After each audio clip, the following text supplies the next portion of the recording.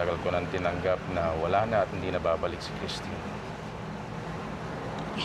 Naku, sir, huwag kayong mag-alala kasi may bago naman kayong destiny na dumating. Sinong Destiny? Si Ma'am Lorraine, siya yung bagong destiny ninyo. Si Lorraine?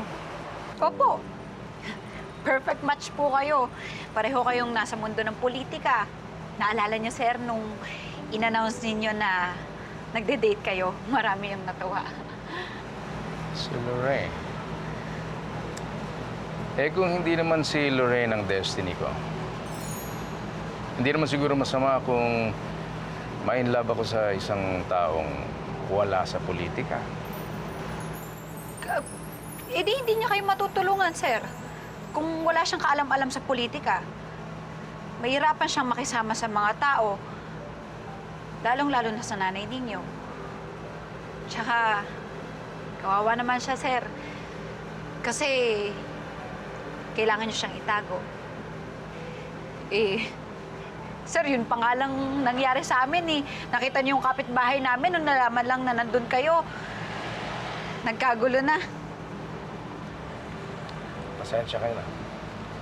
Naipit ka at nalagay kita sa alangan. Pasensya na din po kayo, sir. Dahil nailagay ko rin po kayo sa alangan eh.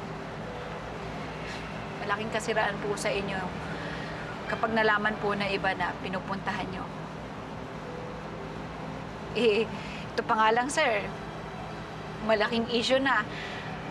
Ano pa kaya kung magmahal kayo ng kagaya ko? Pagiging pabigat lang ako sa kanya. Ako rin, sir. Magiging pabigat ako sa inyo. I mean, magiging pabigat yung kagaya ko po sa inyo. Sir, magaling kayong presidente. Kaya, huwag niyo pong hayaan na masira kayo dahil nagmahal kayo ng maling tao. Ano mo, Melody? Hindi ko naman talaga plinano maging presidente. I'm sorry to announce that the president is... Sir, we have orders na kailangan na kayo hatid sa Conrad, kailangan ko makita sa presidente. Pero sir, kailangan niyo pong manumpa. Glenn Francisco Acosta, do solemnly swear that I will faithfully and conscientiously fulfill my duties as President of the Philippines. Ako rin naman, sir, eh. Hindi ko rin naman plinano na maging yaya ng mga anak ninyo. Pero dumating kayo tapos nag-offer kayo sa akin ng trabaho, tapos kailangan ko. Melody, tinatanggap mo ba yung alok ko na maging yaya ng mga anak ko? Dodobling ko sweldo. Please, Melody. Opo, tinatanggap ko. Pero alam niyo, sir, ang pinakamalinaw, destiny ay maging presidente kayo. At destiny na maging yaya ako. Sir, salamat ha. Salamat sa lahat.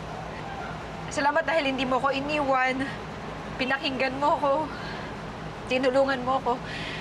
Higit sa lahat, utang na loob ko sa inyo yung buhay ng nanay ko. Sir, hindi ko makakalimutan. Kahit isang araw lang, bumaba kayo sa mundo ko.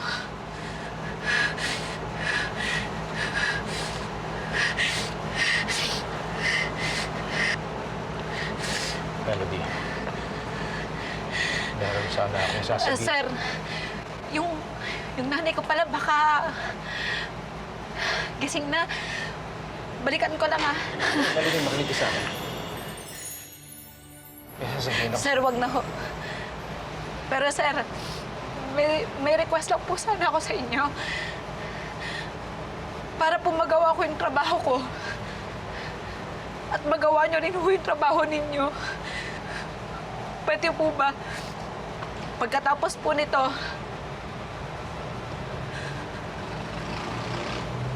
mag-iwasan na po tayo.